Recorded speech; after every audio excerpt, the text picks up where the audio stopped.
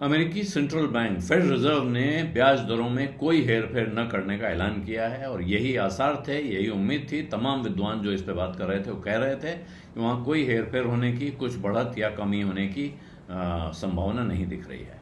लेकिन इसके साथ जो आउटलुक लाया है फेड रिजर्व, उससे अब चिंताएं नई पैदा हो रही हैं। और वो चिंताएं पैदा किस चीज़ से हो रही हैं कि उसने ग्रोथ का, इन्फ्लेशन का, सबका फोरकास्ट बदल दिया है, ग्रोथ को कम कर दिया है। अमेरिका की जीडीपी 2025 में यानी चालू साल में 1.4% बढ़ेगी, ये फेड रिजर्व का मानना है। ये उसके पिछले अनुमान से 0.3% कम है। और दूसरी तरफ बेरोजगारी का आंकड़ा इस साल के अंत तक 4.5% पे होगा और महंगाई दर का आंकड़ा इस साल के अंत में 3% पर होगा। ऐसा फेड रिजर्व ने अपने आउटलुक में, अपने पॉलिसी मीटिंग के बाद बताया है। और ये गंभीर चिंता पैदा कर रहा है क्योंकि ये वहाँ की इकोनॉमी में मंदी के संकेत कर रहा है, साथ में बेरोजगारी बढ़ने की, यानी बेरोजगारी की समस्या बढ़ने की चिंता खड़ी कर रहा है। और इसका अर्थ ये हुआ कि अमेरिकी इकोनॉमी क्या स्टैगफ्लेशन की तरफ बढ़ रही है, ये प्रश्न उठ रहा है। स्टैगफ्लेशन अंग्रेजी के दो शब्दों को मिला के, स्टैग्नेंट और इन्फ्लेशन को मिला के बना है। और स्टैगफ्लेशन का अर्थ होता है एक ऐसी परिस्थिति जब इकोनॉमी स्टैग्नेंट हो रही हो, यानी थम रही हो, और महंगाई बढ़ रही हो।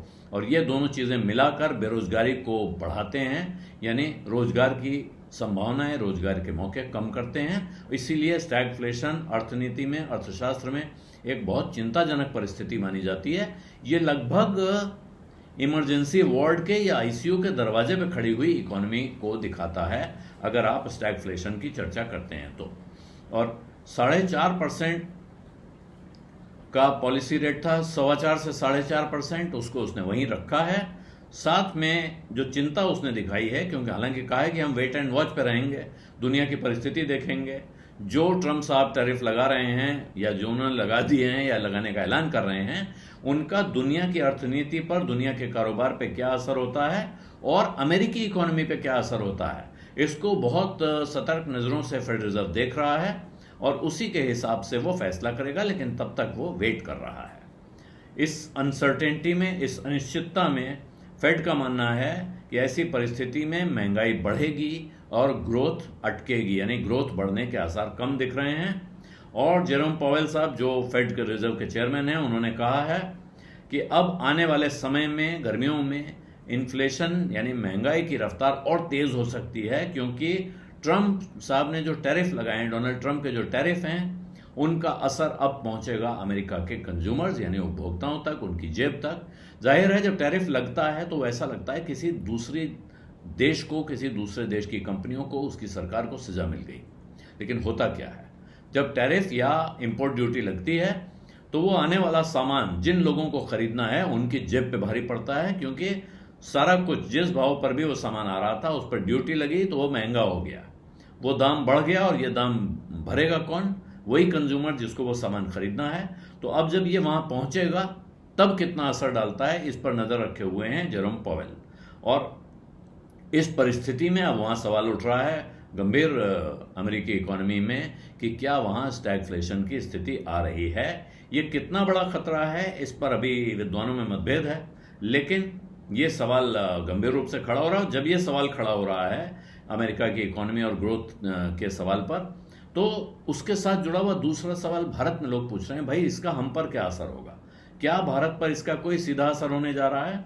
तो जानकारों का कहना है इसका कोई डायरेक्ट इंपैक्ट आप पर नहीं होने वाला है। वजह यह है कि भारत की इकोनॉमी अब ज़्यादातर डोमेस्टिक डिमांड पे के भरोसे है। हमारे यहाँ जो कुछ माल बनता है उसका ज़्यादातर हिस्सा हम खुद ही खर्चा कर लेते हैं, खपत कर लेते हैं। बाहर जाने वाले यानी एक्सपोर्ट में वैसे ही हमारी हिस्सेदारी बहुत कम है, इसलिए उसकी चिंता बहुत ज़्यादा नहीं है।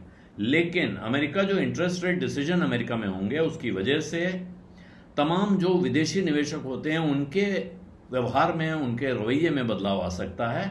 और अगर फेडरल रिजर्व ने ज़्यादा लंबे समय तक ऐसे ही इंटरेस्ट रेट रखे, यानी कि बदलाव नहीं किया, तो हो सकता है दूसरे सेंट्रल बैंक्स ब्याज दर कम करने की तरफ बढ़ें और उसकी वजह से दुनिया भर में लिक्विडिटी की कंडीशन टाइट होगी। और जब लिक्विडिटी कम होगी तो हो सकता है उनको भारत में लगा हुआ अपना पैसा निकालने की इच्छा जाग उठे। तो ये हो सकता है एक तरीका।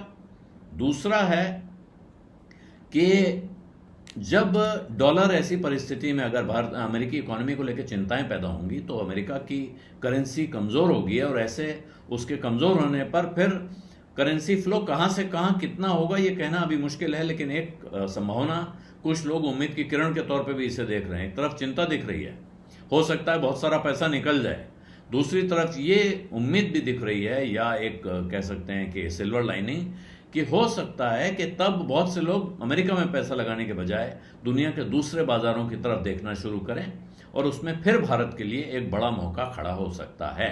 लेकिन वो बहुत दूर की कौड़ी है।